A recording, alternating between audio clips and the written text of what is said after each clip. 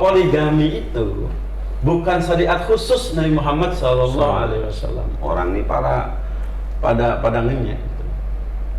Seolah-olah bahwa syariat poligami itu syariatnya Nabi Muhammad SAW. Enggak. Rasulullah ikut dengan syariat di masa lalu.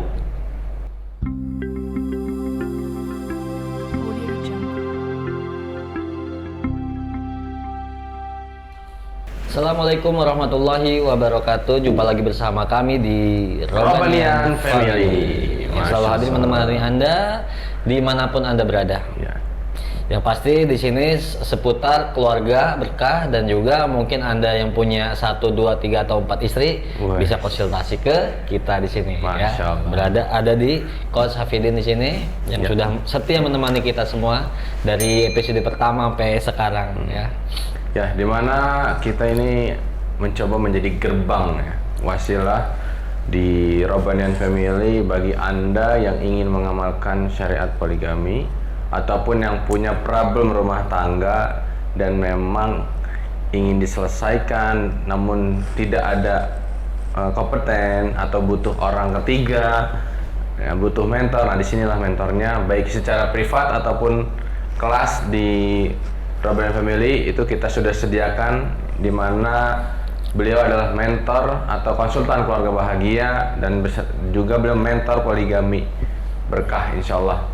Nah, di mana kita sudah menyediakan beberapa konten video-video terkait keluarga berkah dan poligami. Jadi teman-teman bisa melihat di video awal kita, di situ sudah banyak hal-hal yang sudah kita angkat dari segala sesuatu polemik ya, ataupun solusi ataupun arahan dalam rumah tangga yang memang ada problem ya, apalagi yang memang ingin mengamalkan syariat poligami kan, seperti itu. Iya, contohnya ada keluh kesah ini kita terjadi di teman kita sendiri ya.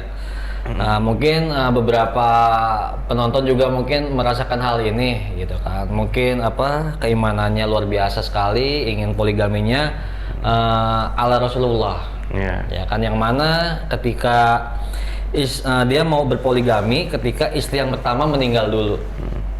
Nah, kira-kira tanggapan Coach Hafidin seperti ini, salahkah atau benarkah atau seperti apa? Jadi mau poligami nungguin istrinya meninggal dulu? Iya. Taunya yang meninggal suaminya dulu.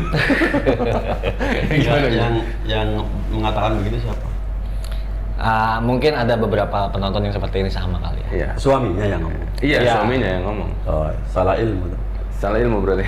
Salah ilmu. Ilmunya berarti salah. Berarti solusinya adalah mengikuti workshop batch ke-10 di tanggal 29 Januari. Betul gitu. Iya. Tapi nggak Januari aja. Khawatir nanti kan yang bisa melihat. Lu kayak iklan lagi. Iya, maksudnya maksudnya ini mengantisipasi dari tadi kan iklan lagi. Maksudnya disambungin aja nggak apa-apa. Tapi privat juga bisa kan? Iya, bisa lah. Bisa kan? Karena bagaimana? Kacau ini. Kita kan di sini mau memfasilitasi nyari solusinya kan ya. Buat memang para lelaki yang memang ingin mengamalkan poligami, tidak punya ilmu, tidak punya kekuatan, bingung kan? Gitu. Cuman kan tadi saya tuh kan yang bingung begitu. Yang ngomong itu adalah suaminya. Jadi saya tidak mau poligami. Aslinya nggak usah pakai alasan begitu. Harusnya. Kalau memang tidak ada niat untuk poligami, nggak usah pakai alasan itu. Ngapain sih punya alasan kayak gitu? Kalau mungkin keimanannya. Kecuali kalau misalnya yang dimaksud, kalau memang betul itu alasan betul-betul dia pengen poligami, tapi saya tidak mau poligami karena kalau saya poligami sekarang sebelum istri saya meninggal, berarti tidak nyunah gitu. Kalau memang itu betul kayak begitu, maka Anda sudah jelas salah ilmu gitu. Salah ilmu, salah manhaj talaqi wal istidlal, dan salah semua. Salah semua mereka. Curiga saya sebenarnya dia pengen poligami gitu. Cuman istrinya nggak boleh. Belum. Istrinya nggak boleh mempunyai alasan begitu. Nanti saja kalau saya sudah wafat, kamu boleh poligami. Ada syarat. Karena Rasulullah juga begitu. Poligaminya Rasulullah itu setelah Ibunda Khadijah wafat gitu. Dan itu juga salah ilmu. Gitu. Berarti alasannya nggak matching. Jadi yang tepatnya bagaimana tuh, Coach? Bentar dulu, jangan ke situ dulu. Oke, siap. Karena ini ada problematika lebih banyak juga. Contoh dalam urusan pergerakan. Oke. Orang mencontoh Rasulullah dalam urusan berjuang. Itu harus blak-blak Makkah Madinah. Blok. Ngerti nggak itu? Blek. Jadi disebut dengan nyunah berjuang itu harus sesuai dengan periode Mekah, periode Madinah. Ini fatal, ini bisa. Periode Mekah, periode Madinah itu ada di zaman Rasulullah Sallallahu Alaihi Wasallam. Ada, memang begitulah prioritasasi. Tapi apakah memperjuangkan Islam hari ini harus seperti itu? Ya enggak juga, karena sudah beda zaman. Ya. Gitu. Walaupun prinsip-prinsip dasar di Mekah, prinsip-prinsip ada di Madinah bisa jadi digunakan di saat ini. Gitu. Tetapi bahwa harus begitu zaman Madinah, Mekah dulu gitu. Pengkondisian zaman Mekah dulu. Berarti ada yang sampai nggak usah sholat dulu, nggak usah zakat dulu, nggak usah haji dulu. Ini salah, bos. Nggak bisa. Nah, model berpikir ini sama kayak tadi. Kayak tadi tuh. Kalau memang mau poligami, contohnya Rasulullah. Rasulullah itu contohnya, gimana tuh? Contohnya, apa itu? Istri pertama meninggal. Istri pertama meninggal dulu. Begitu. Seperti itu. Dan ini sudah jelas salah manhaj dan salah ilmu. Oke, saya tunjukkan. Dalam ilmu hadis kita menemukan bahwa ada yang namanya hadis takriri. Takriri. Hadis yang berkaitan dengan penetapan Rasulullah SAW atau persetujuan Rasulullah SAW. Gitu. Maka berdasarkan itu kita bisa mengambil istinbat, mengambil sebuah kesimpulan bahwa mencontoh Rasulullah dalam poligami itu tidak hanya berurusan dengan berkaitannya dengan Rasulullah pelakunya. Karena apa? Ada ilmu yang berkaitan tidak sebabnya perilaku, bukan. Gitu. Bahkan kalau mencontoh poligami Rasulullah ya bukan 11, bukan 4, tapi 9. Berapapun gitu, nggak ada batasnya. Gitu. Makanya kita lihat betul Rasulullah belum poligami pada saat itu. Tapi setelah Nabi Muhammad SAW jadi Rasul dan Abu Bakar ada, Umar ada, Utsman ada, semuanya ada, lalu mereka poligami. Mereka poligami. Yeah. Dan tidak dilarang Rasulullah SAW. Gitu. Makanya datangnya syariat poligami itu bukan untuk melarang atau bukan untuk memerintahkan, untuk membatasi. Pembatasan. Bukan untuk membatasi. Bukan untuk membatasi. Bukan untuk apa? Bukan untuk melarang atau bukan untuk memerintah, tapi untuk membatasi. Untuk membatasi empat saja. Yeah. Gitu loh. Makanya ini sangat penting. Jadi kita kenapa poligami istri masih hidup? Loh, sahabat melakukannya dan Rasulullah tidak Marah. tidak melarang. Tidak melarang. Sehingga menjadi sebuah hukum. Tidak. Oke. Makanya jangan pakai alasan itu. Jangan. Karena itu alasannya tidak benar. Sementara Anda pengen gitu kan. Anda pengen, tapi salah ilmu kan salah gitu. Salah ilmu. Karena kalau apalagi kemudian kalau kita lihat bahwa poligami itu bukan syariat khusus Nabi Muhammad SAW. Orang ini pada ngenyek. Seolah-olah bahwa syariat poligami itu syariatnya Nabi Muhammad SAW. Enggak. Rasulullah ikut dengan syariat di masa lalu. Ikut di masa lalu, gitu. Seperti itu. Makanya Nabi-nabi terdahulu kan. Nabi-nabi terdahulu juga begitu. Iya. Makanya bukan syariat khusus untuk Nabi Muhammad. Jadi bukan syariat khusus untuk umatnya Nabi Muhammad, sehingga harus dari Nabi Muhammad percontohannya, enggak seperti itu. Walaupun kita dalam bagaimana berumah tangganya, oke, kita bisa mencontohnya. Tapi kalau bahwa harus apa namanya wafat dulu istri pertamanya, ya ini nggak bisa. Secara ilmiah nggak bisa diterima. Nggak relevan ya. Nggak bisa diterima. Kira-kira gitu. Relevan.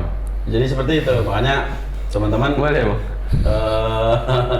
teman-teman ya tadi itu, kalau mau nikah saja. Kalau memang tidak ada niat, ya bukan itu alasannya. Nikah nunggu meninggal dulu. Nah ini yang masalah itu adalah tadi itu, kok laki-lakinya yang ngomong gitu. Berarti memang keilmuan dia begitu. Gitu. Nah yang banyak itu justru ini menjadi apa tuh? Menjadi alasan banyak perempuan. Nanti aja saya sudah meninggal. Iya. Kalau memang betul nyunah, maka soal istri pertama meninggal. Nggak benar. Kalau nggak nunggu meninggal, langkahi dulu mayatku. bisa. Karena apa ya tadi itu, kita punya banyak banyak apa dalil ilmiah yang lain yang menyebutkan bahwa siapa saja boleh menikah kapan saja, bahkan sekaligus dua juga boleh. Langsung 2 ya. Langsung dua juga boleh. Ngapain nunggu wafat gitu loh? Mau dua aja sekaligus boleh. Langsung 4 juga nggak masalah. Langsung empat Iya, juga tapi boleh. gantian akarnya satu-satu. Seperti itu bos. Iya. Ya. Itu barangkali. Iya, Alhamdulillah. Jadi tadi kesimpulannya sudah dipaparkan oleh Coach Hafidin. Mudah-mudahan yang mempunyai keluh kesah seperti ini bisa membukakan gerbang ya keilmuannya ya. Jadi jangan salah mengambil sikap, harus tahu dulu ilmu-ilmunya, dalilnya, dibuka manhaj apa tadi talaki wal istidlalnya ya kan. Iya. Jadi Nggak ngerti, nggak usah diomong. Pokoknya gitu aja lah. Mana itu kan metode, boy. Iya, memang tadi lah. Intinya kalau memang belum mampu ya jangan beralasan yang akhirnya menyebarkan isu kepada umat yang akhirnya itu bisa dicontoh oleh yang lain, jadi buruk juga timbulkan seperti itu. Betul. Yang bagusnya ya tadi ya nantilah misalkan tinggal bilang gitu saja lah. Iya. Oh belum siap atau gimana? Atau nggak, istri saya belum mau. Dan juga ya tidak perlu kita memprovokasi orang untuk poligami. Ya. Karena poligami itu harus berangkat dari kesadaran sendiri. Karena yang tahu manfaatnya, mafsadatnya apa ya orang tersebut. Makanya saya tidak menganjurkan orang supaya poligami tidak. Kalaupun kemudian saya di Facebook agak sedikit misalnya seperti seolah-olah provokasi itu misalnya gini, sukses belum sempurna. Karena apa? Poligami aja nggak bisa, ya kan? Jadi sukses Anda belum sempurna. Belum apa waktu itu saya bilang gitu. Saya bilang kayak gitu. Ya bukan untuk apa-apa, gitu. Karena memang ada orang yang petantang-petenteng gitu, dengan suksesnya apa tuh? Dengan sukses bisnisnya. Iya. Gitu. Dengan kekayaannya. Iya. Sementara satu sisi dia mengeluh, pengen kawin lagi nggak bisa. Karena apa? Ternyata gembok kekayaannya di tangan Istri. istrinya kan wassalam gitu. Sehingga kalau saya lihat kaya sih, tapi tidak bahagia. Kenapa? Karena dia tidak merdeka. Kekayaannya hanya untuk menambah ketebalan apa tuh? Dompet. Tembok bukan, tembok penjaranya.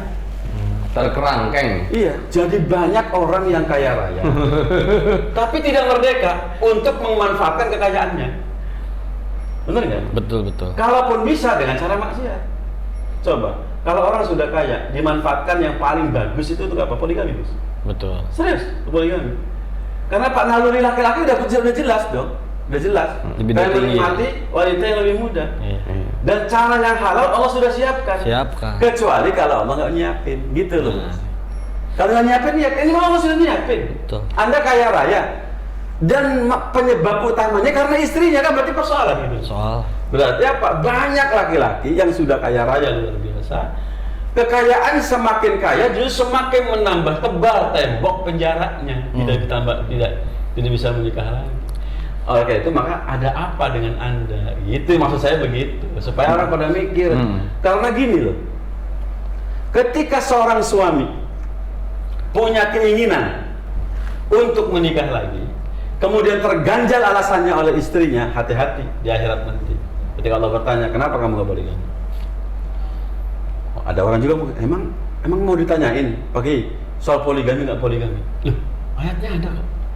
Sementara Allah sudah bilang bahwa Quran itu akan datang kepada kita mengadili kita. Quran itu kan hujjatun laka, hujah bagi kamu untuk melawan siapapun, tapi juga alaika, dan akan datang kepada kamu untuk menghisab kamu. Dihisab semua. Makanya apa? Antum boleh sedekah sudah, zakat sudah, haji sudah, berbakti kepada orang tua sudah, ya kan? Bahkan 1000 pesantren sudah didirikan, tapi tidak poligami ditanya oleh Allah Subhanahu Wa Taala. Kenapa kamu? Kecuali kalau tadi saya memang tidak mau poligami, nggak ada niat misalnya gitu. Bilang saya nggak mau ya Rasul. Ya Allah saya nggak mau. Silahkan jawab pakai itu, silahkan. Nggak apa-apa itu. Silakan. Itu apa namanya, artinya apa? Dan untuk mengganti itu saya sudah menggunakan apa? Menggunakan amal yang lain. Semoga engkau menerimanya. Selesai. Tetapi ketika dia sudah ada, gitu kan? Dia sudah ada. Kemudian dia mengurungkan niatnya karena apa? Takut sama istrinya. Ini persoalan. Itu persoalannya di situ gitu. Makanya saya tidak menganjurkan orang untuk poligami, tidak. Tetapi ketika Anda sudah punya niat, hati-hati karena niat Anda tercatat. Sudah tercatat tuh satu kebaikan. Iya. Sudah tercatat.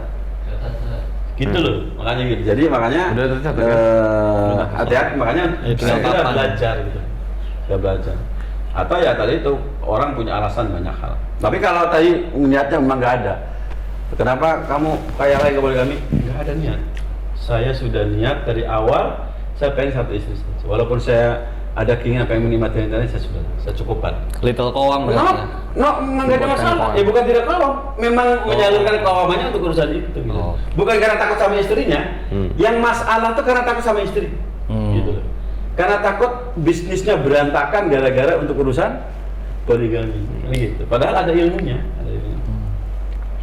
Begitu bos. Ditanya juga nanti, kenapa kamu nggak ke workshop? Ya enggak juga. Enggak gitu. Bos gitu ya. Kenapa kamu ada workshop? Ada workshop tapi nggak ikutan. tapi nggak Belajar poligami itu bukan di saya saja. Iya. Banyak yang lain. Robanian family bukan segala-galanya. Iya benar-benar. Saya apalagi kan saya tidak. Kenapa ya. kamu nggak beli buku 45 hari sukses? Enggak juga. Intinya kenapa Walaupun kamu tidak kehadiran belajar? buku saya ini juga nanti menjadi salah satu tema besar. Gitu, bahkan saya akan dihisab. Yang pasti yang akan dipertanyakan itu kan kenapa kamu tidak belajar, begitu ya? Iya. Nah kalau itu ya, karena memang setiap orang wajib belajar. Iya. Bahkan ayat pertama yang turun adalah belajar. Iqra, baca. Jadi kalau orang mau poligami tapi nggak baca buku ini, nah, bisa jadi. Nah, kita gitu bisa jadi begitu. Bisa jadi begitu kan. Makanya kita kasih tapi tahu. ingat, dia sudah membaca buku yang lebih bagus dari ini kan gitu. Bisa aja buku ini tapi di cover biar kelihatan. Ngebongkar rahasia. Oh iya. Jadi ya, ada orang beli buku, Kang Adin beli buku saya, tapi tolong covernya di karena takut dibaca oleh istri, ketemu juga. Ketemu juga. Tapi ada yang unik loh buku ini. Buku ini ceritanya dibaca oleh orang yang anti poligami. Terus apa? Oleh reaksinya? perempuan anti poligami dibaca sama dia. Reaksinya apa itu? Setelah itu senyum-senyum sama suaminya. Oh iya. Jadi suaminya itu sengaja beli buku digeletakkan aja benar-benar di meja Di mejanya. Buku apa nih? Buku poligami. Oh, udah sih sama baca aja. Senyum-senyum misalnya itu diam aja. Pakai dia diam aja dia sampai dia foto loh. Sampai dia foto istri itu lagi baca Fokus, buku. lagi Fokus tuh. Terus gimana sikapnya? Besoknya saya tanya, terus sikap istri kamu gimana? Itu Pak, dia diam senyum-senyum aja. Kadang macam begitu. Berarti apa? Ini efeknya luar biasa dapat itu. Makanya bagi teman-teman yang beli buku ini nggak usah apa? Nggak usah disampul lagi. Takut. Iya. Takut. Lebih bagus suruh baca saja. Nah, Baca Karena mohon maaf, buku ini juga banyak dibeli oleh para perempuan sebagai referensi agar suaminya baca buku ini. Itu banyak. Masya Allah. Itu banyak. Karena apa? Betapa indahnya kalau suami saya seperti yang dalam tulisan buku itu.